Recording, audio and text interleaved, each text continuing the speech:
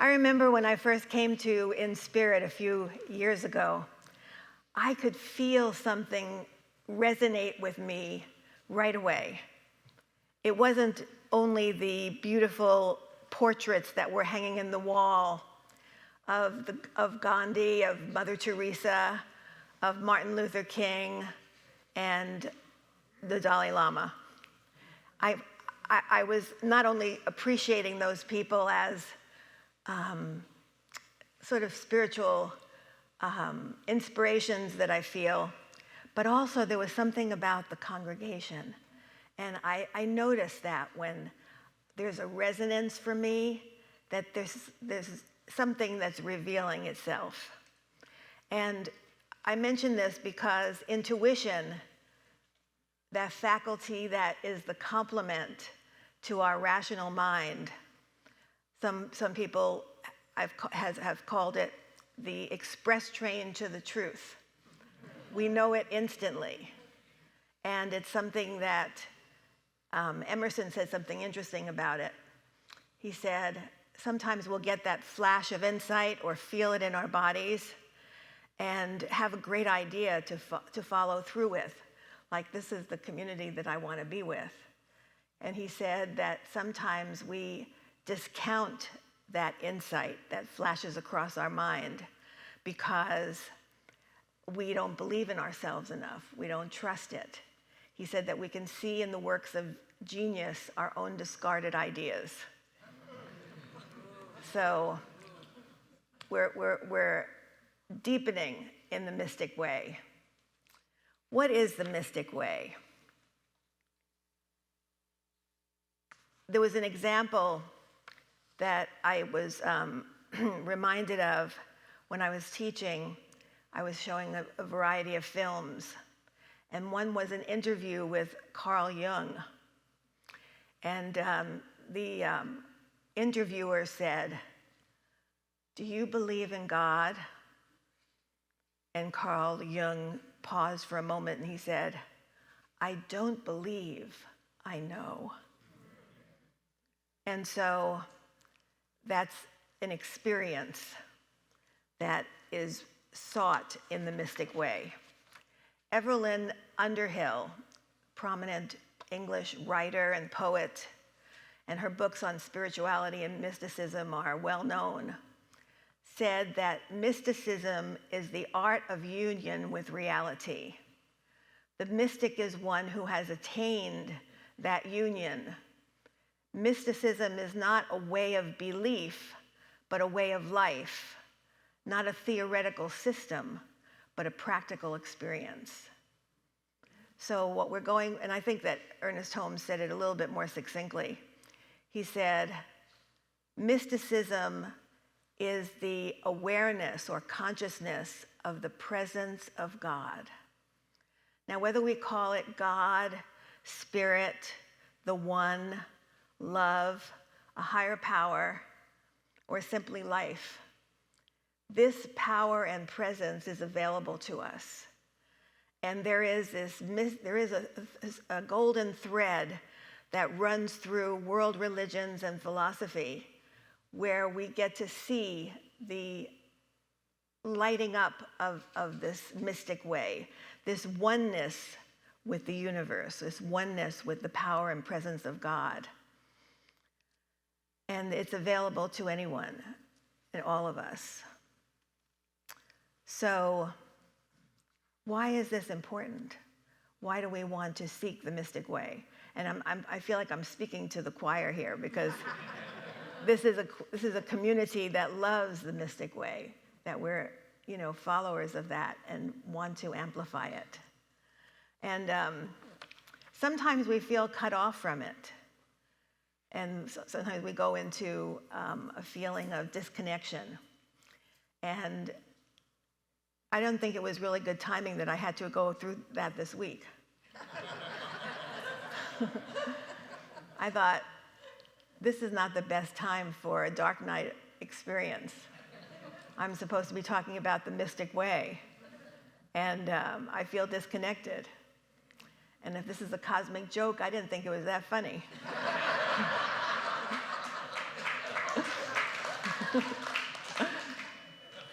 But actually, it turned out well because I was able to use what I'm talking about.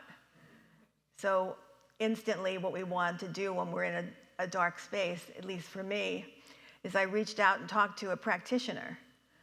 And we changed the vibration just by speaking with her, because sometimes we don't have that consciousness that we need.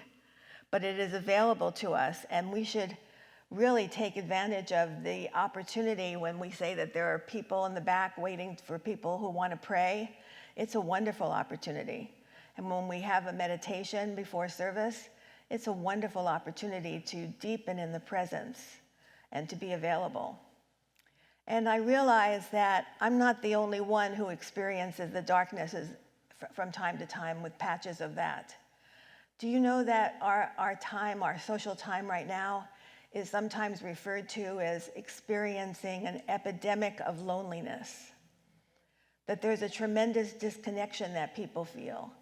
I've been teaching for 40 years, and I've never had as many students ask for special considerations because they're so stressed out, or they're spending time in mental hospitals, or they just can't get a grip on their anxiety. And you can just turn on the radio or turn on the television or the internet, and you are bombarded with things that can bring you into a feeling of separation. But that's not the only reality. So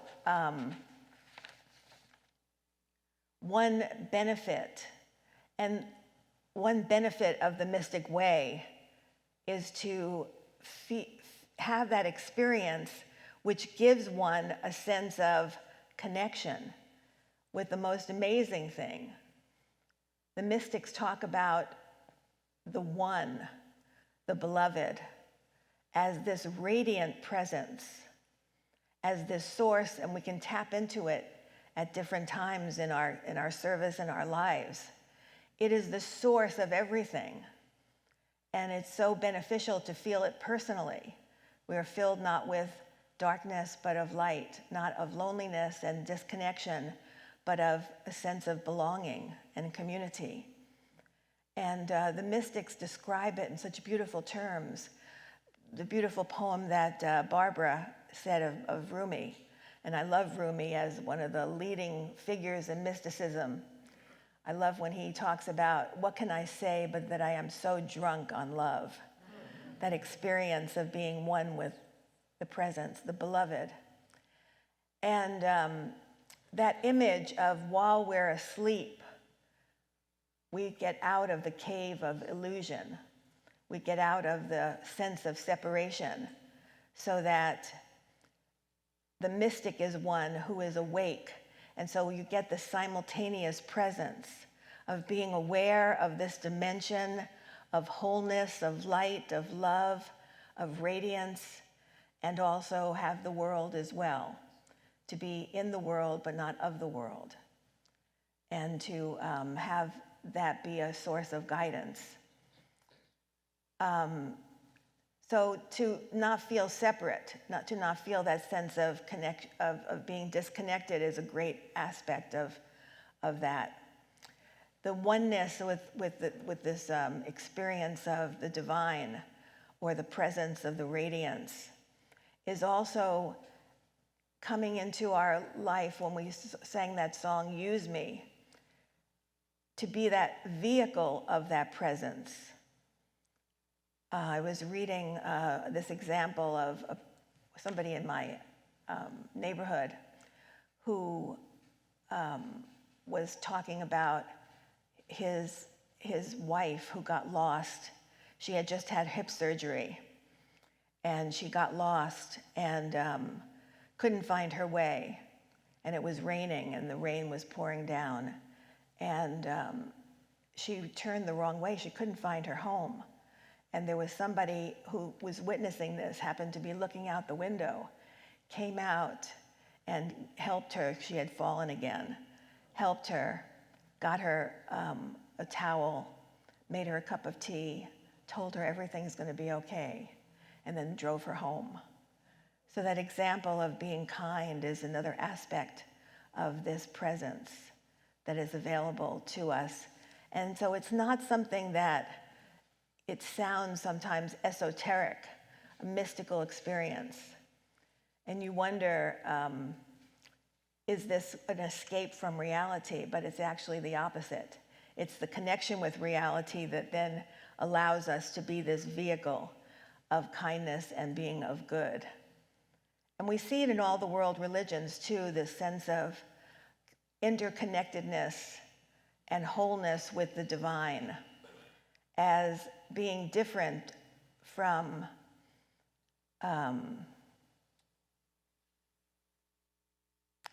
thinking only of ourselves. In indigenous wisdom, there is that recognition of kinship with the whole circle of life. The two-leggeds, the four-leggeds, those that fly, those that swim, are part of this great matrix of life. So another part of the mystic way is to let ourselves feel that interconnectedness. I think that the world would look very different if we saw each other, nation to nation, religious affiliation and other affiliation, that the tribe and the family will be very, very different. So the mystic way is beneficial for being a peace personally and also being a beneficial presence in the world. And how do we get to that mystic way? How do we get to that life? Well, we mentioned it here. One way is to be available to meditation and using music. And I'm so happy that at the end of the month, we'll have that Going Deeper Sunday to practice those experiences, those spiritual practices that allow us to have more of a connection with the one, with the beloved, with love. Because it's a practice. I remember I had an experience with the Dalai Lama. I was in India at a conference. And when he walked into the room, it was as if his consciousness was perfume. He radiated such a sense of peace and of joy that it was palpable in the room. But his assistants would tell us, well, he's been up, it's 9 o'clock now, but he's been up since 3:30 doing his Buddhist practices.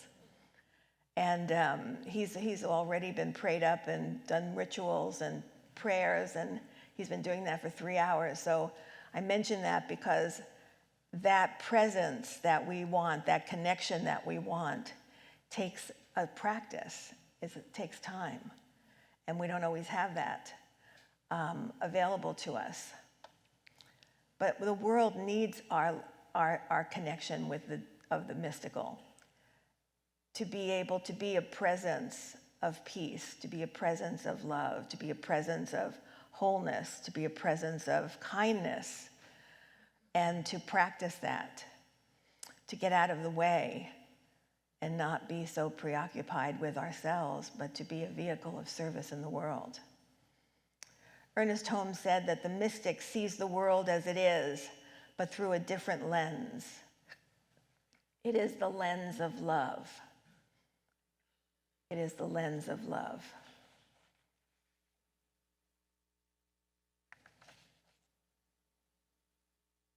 What can I say that I am so drunk on love? So let's just take this moment to just go within for a moment and feel that presence. Feel that love, knowing that we are one with this idea of absolute radiance of the soul, with the wholeness and goodness of life.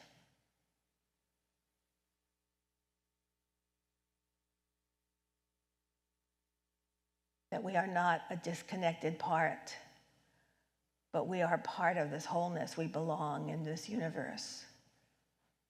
We belong in this place.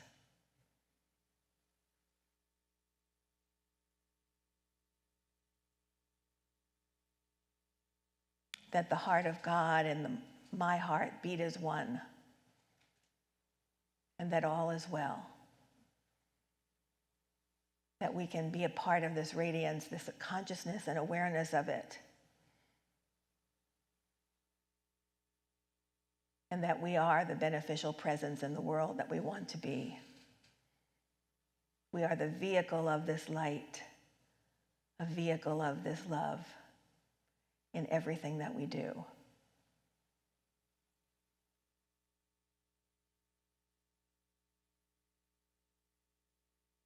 This is not an escape from reality. This is the depth and center of reality. And it is available to us whenever we need it, as support, as guidance, as wisdom, as compassion, and as love. And so I lovingly give thanks for this and allow this to be, and so it is. Amen. Love you. Thank you. Thank you so much.